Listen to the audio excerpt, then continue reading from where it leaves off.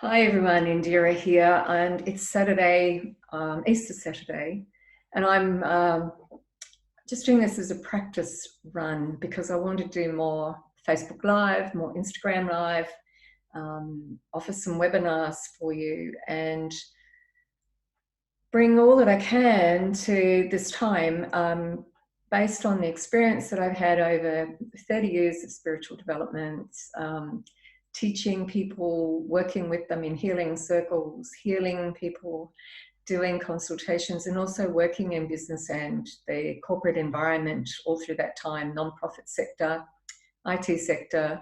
So lots of experience with people development, helping people excel, helping people perform, helping people be their very best, helping people get the lives that they really want, and doing that for myself at the same time.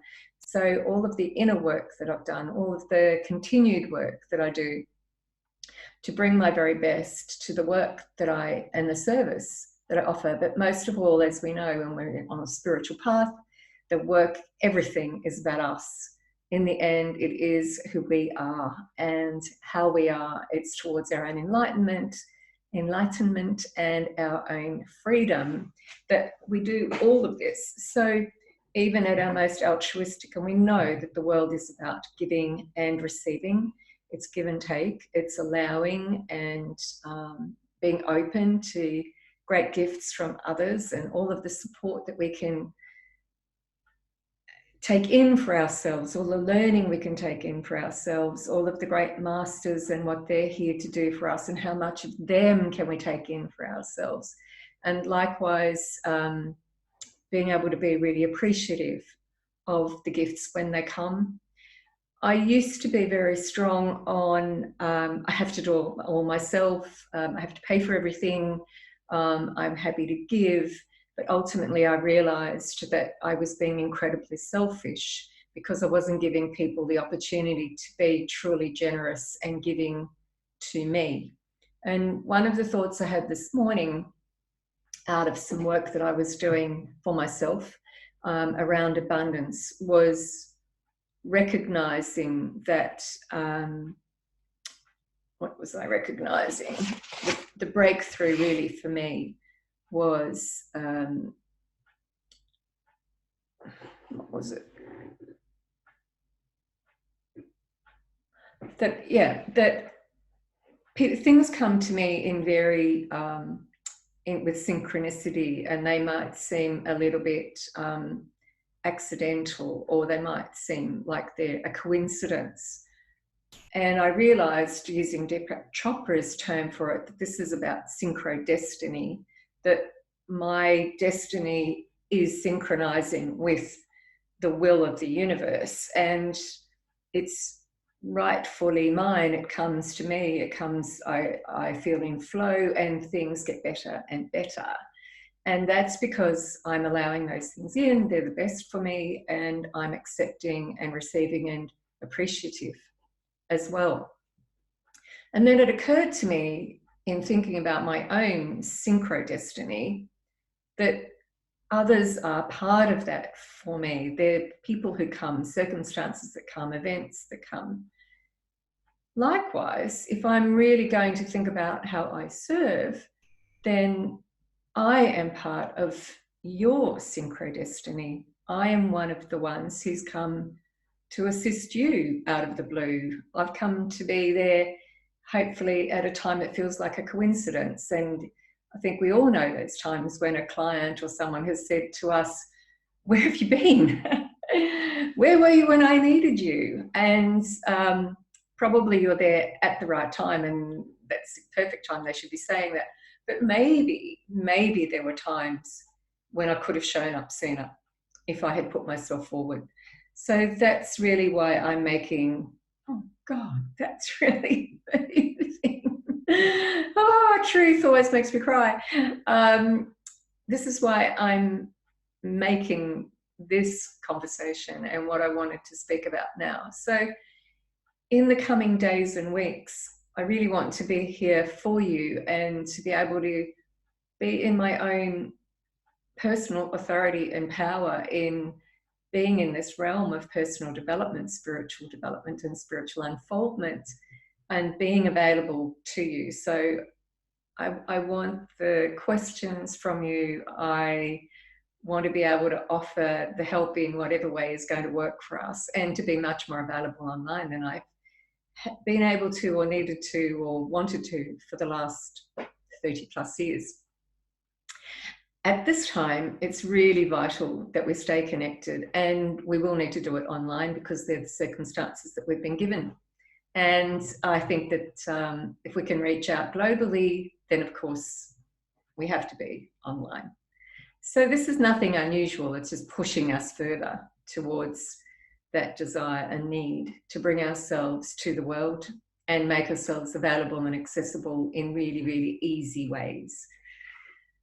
So I'm wondering how you tap into your DHARMA, into your destiny, into the real purpose and the real truth for you.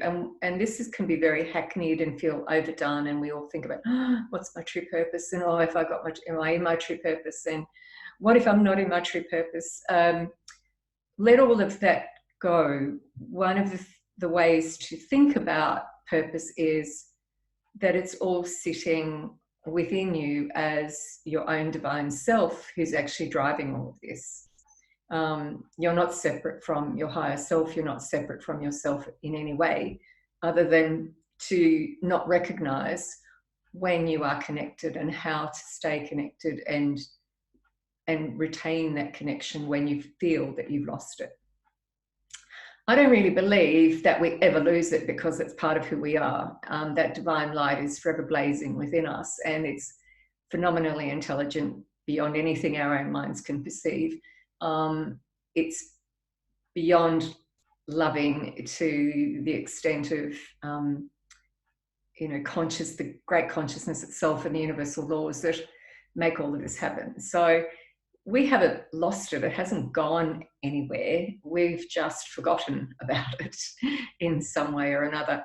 So the important thing is to then work from inside out, go within, find that connection once again, keep reminding yourself. I like to use the visualization of a light blazing within my own heart. And then I also get the feeling of the power of that light blazing in my own heart. And then I'm reconnected. I know that my higher self absolutely knows what I'm referring to.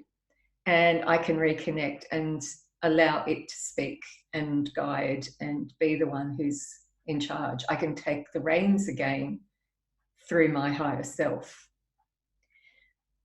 So a model that I came up with in contemplating all of this was, how does DHARMA sit in our lives? Where does it sit? And what showed up for me was three aspects really that make a really lovely model. And they are, who am I? It's a Venn diagram. So it's three interconnected circles, overlapping interconnected circles. Who I am, how I serve, and what I live. So who I am, who am I at my deepest core? Who I am, how I serve, what am I doing here? What do I do in the world? How do I serve you? And what do I live? What's my life look like? What kind of life do I want? What are the experiences that I live? And when we look at how those three then overlap, that very central core shared overlapping space is our DHARMA. Our DHARMA is made up, our purpose is made up of those three things. Finding out who we really are, being here to serve and doing it and knowing what to do next to help make our lives better. And what is it that we want to live, the pleasure that we derive, the freedom that we have, the gifts that we're entitled to. How do you want your life to look? So DHARMA is really your life's dream. It's that central core, and the way to go into that is into meditation. It is into source. and then to bring that forward, and that will help you then define and illustrate who you are, how you serve, and what you live. I think it's a really powerful model, and it's a really simple one. It makes understanding Dharma clearer for me. And I think of that portal, that space in the middle that we can enter as accessing Shiva's dream, the will of God, whatever you want to call it. It's our own divine consciousness in that space. So yes, our Dharma has a look and feel, and at the same time, it has an intelligent force that's helping to create that look and feel. So think about that for yourself. Think about what you do when you go into meditation. Ask yourself those questions. Who am I? How do I serve? How do I live? What do I live? Who am I? How do I serve? What do I live? So I hope that this has contributed something positive to you on Easter Saturday. We have had a day out of 4 already, well into the second day, to really recuperate. I know some people will have been working incredibly hard through this time, not had time for self much at all.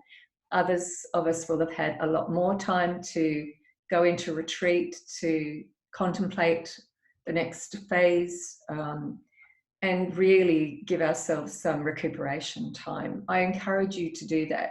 Make these 4 days at very least your own really beautiful spring retreat, and post me some questions, post me comments.